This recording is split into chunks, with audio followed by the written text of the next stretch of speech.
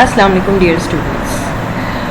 Last session में हमने business intelligence का चैप्टर स्टार्ट किया था और कुछ बेसिक टर्मिनोलॉजीज़ को देखा था। इसके अलावा हमने बिग डेटा एनालिटिक्स का टॉपिक भी स्टार्ट किया था और उसके कुछ कंटेंट्स को कवर किया था। आप लोगों से सबसे पहले तो ये रिक्वेस्ट है कि अगर आपने इस चैप्टर का फर्स्ट पार्ट नहीं पढ़ा है, अगर आप लोग को याद नहीं है तो मैं थोड़ा सा आपको दिखा देती हूँ। ये हमने फर्स्ट चैप्टर का फर्स्ट पार्ट कवर कर लिया है, जो कि आपको पिछले वीक के कंटेंट्स में मिल जाएगा एलएमएस में। तो अगर ये सारा जो भी कंटेंट हमने लास्ट वीक कवर किया है, अगर आप लोगों ने इसको गो थ्रू नहीं किया है तो सबसे पहले तो मेरी आप लोगों से ये रिक्वेस्ट है कि आप इसको पहले कवर कर लें, क्योंकि आज की हमारी डिस्कशन जो है वो इसी की कंटिन्यूएशन में है। अगर ये आपको क्लियर नहीं है तो फिर आई एम अफ्रेड आपको शायद आज के कंटेंट्स उतने अच्छे तरीके से समझ नहीं आएंगे। सबसे पहले इनको अच्छी तरह पढ़ लें। ये एलएमएस पर भी अपडेटेड हैं, गूगल वेबसाइट पर भी, कोर्स वेबसाइट पर भी मिल जाएंगे, गूगल क्लासरूम पर भी मिल जाएंगे, और इसके अलावा बुक से भी आप पढ़ सकते हैं, इंटरनेट से पढ़ सकते हैं। ये तमाम टॉपिक्स जो बिग डेटा एनालिटिक्स और बेसिक्स ऑफ बिजनेस इंटेलिजेंस, इसको प्लीज़ आप कवर कर लीजिए। लास्ट जो हमारा सेशन है, हम यहाँ आकर रुके थे कि बिग डेटा एनालिटिक्स के अंदर इन मेमोरी कंप्यूटिंग का इस्तेमाल होता है परफॉर्मेंस को इंक्रीज़ करने के लिए, और साथ में इंटेलिजेंस को इनकॉर्पोरेट करने के लिए हम कुछ एनालिटिकल प्लेटफॉर्म्स को यूज़ करते हैं। तो यहीं से अपने डिस्कशन को आज शुरू करते हैं कि बिज़नेस इंटेलिजेंस के लिए हमारे पास क्या क्या टूल्स हो सकते हैं।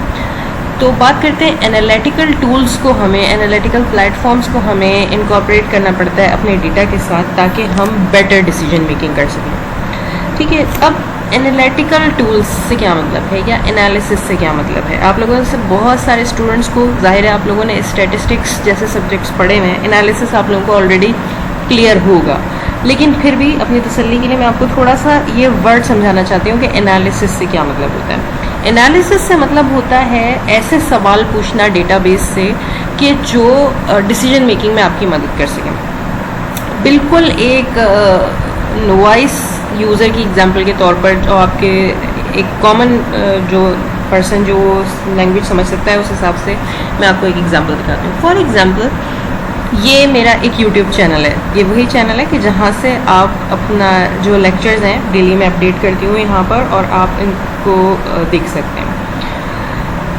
ये इन्फॉर्मेशन जो है वो किसी भी, आप कह सकते हैं कि डेटाबेस के अंदर भी स्टोर हो सकती है, बिग डेटा के अंदर भी स्टोर हो सकती है। यहाँ पर किसी भी यूज़र के बारे में आपको पता चल सकता है कि भाई इसकी कितनी वीडियो अपलोडेड है। ठीक है, सिंपल क्यूरीज़ हैं, ये सिंपल क्यूरीज़ हैं। अगर मैं जानना चाहती हूँ कि भाई मैंने कितनी वीडियोज़ अपलोड की थी, तो वो मुझे यहाँ मिल जाएंगी।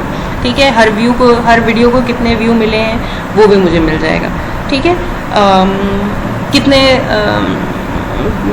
कितने सब्सक्राइबर हैं मेरे चैनल के, ये बात भी मुझे पता चल जाएगी। ठीक है, ये सारे एक जनरल सवाल हैं, ये कोई एनालिसिस नहीं है। एक किसी भी ऑर्गेनाइजेशन का जो डेटा होता है वो भी उस स्ट्रेट फॉरवर्ड क्वेश्चन उसमें इस तरह से हो सकते हैं। फॉर एग्जांपल, किसी कंपनी के अंदर कौन कौन सी प्रोडक्ट सेल की जाती हैं, कितने कस्टमर हैं, कस्टमर कौन कौन से रीजन्स में मौजूद हैं। ठीक है, हर प्रोडक्ट की क्या प्राइस है। सिंपल क्यूरीज होती हैं, लेकिन एक चीज़ होती है एनालिसिस। अब ये YouTube से ही रिलेटेड मेरे पास एक एनालिटिक्स का पेज खुला हुआ है। यहाँ पर मुझे डिफरेंट इन्फॉर्मेशन उसी YouTube चैनल के बारे में दी जा रही है, मगर इसकी विजुअलाइजेशन देखें। बात यहाँ पर मुझे वही समझाई जा रही है जो YouTube चैनल के ऊपर भी मैं देख सकती थी, लेकिन यहाँ देखने का अंदाज़ थोड़ा सा डिफरेंट है। मुझे पता लग रहा है कि भाई मेरे चैनल की प्रोग्रेस कैसी चल रही है। इनिशियली जब मैंने चैनल बनाया था उसकी प्रोग्रेस अच्छी थी, उसके बाद डिक्लाइन होनी शुरू हुई और अब दोबारा इंक्रीज़ हो रही है। ठीक है, ये एक विजुअलाइजेशन की सूरत में जब मैं ये व्यू देखती हूँ अपने चैनल का, तो मुझे इसकी प्रोग्रेस के बारे में कोई इंसाइट नहीं मिल सकती।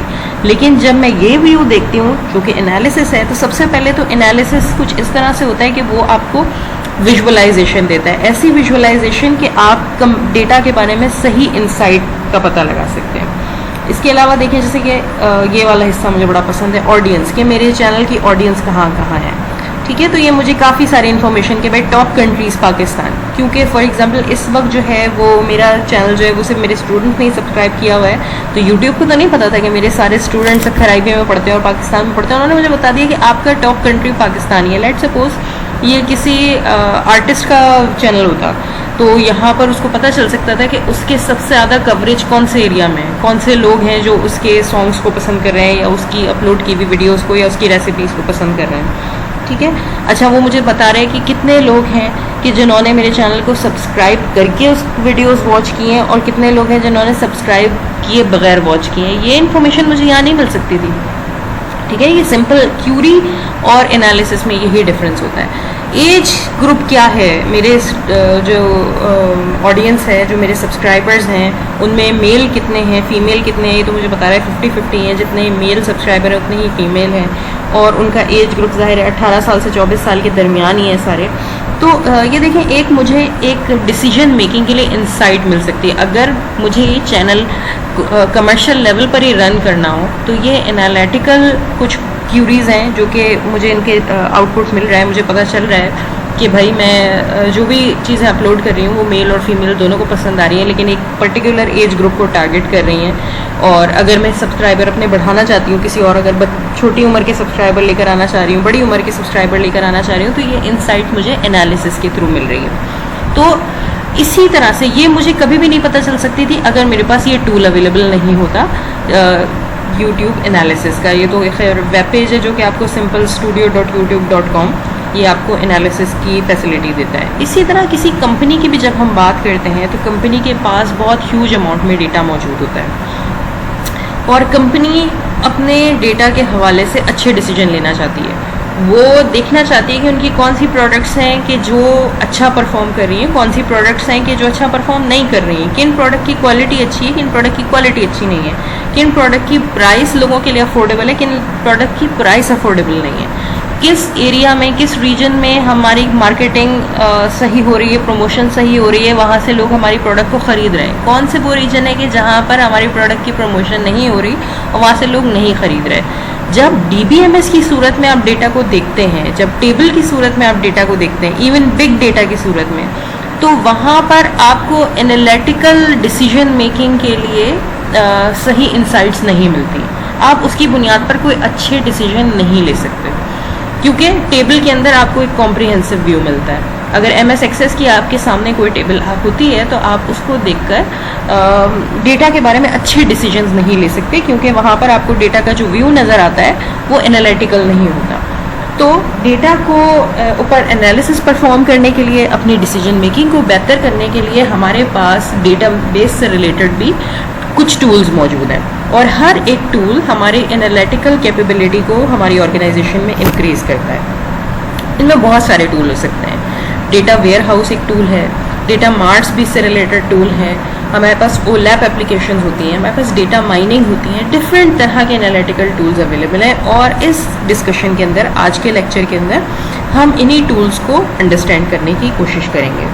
सबसे पहले बात करते हैं डेटा वेयर हाउसिंग की। मेरे ख्याल में अगर हम नेक्स्ट लेक्चर से स्टार्ट करें तो वहाँ से हम बात डेटा वेयर हाउसिंग से ही स्टार्ट करेंगे। ठीक है, तो प्लीज़ आप लोग रिक्वेस्ट है मेरी कि नेक्स्ट लेक्चर की तरफ प्रोसीड कीजिए।